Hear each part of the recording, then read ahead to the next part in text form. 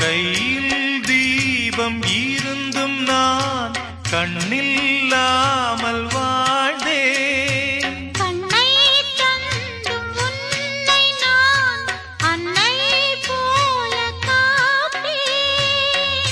வாழ்க்கை என்னும் பள்ளியில் என்னை சேர்த்தவா, வாழ்க்கை என்னும் பள்ளியில் என்னை சேர்த்தவா.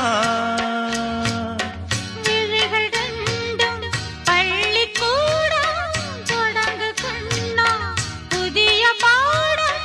மடியில் சாய்ந்து படிக்க வேண்டும்.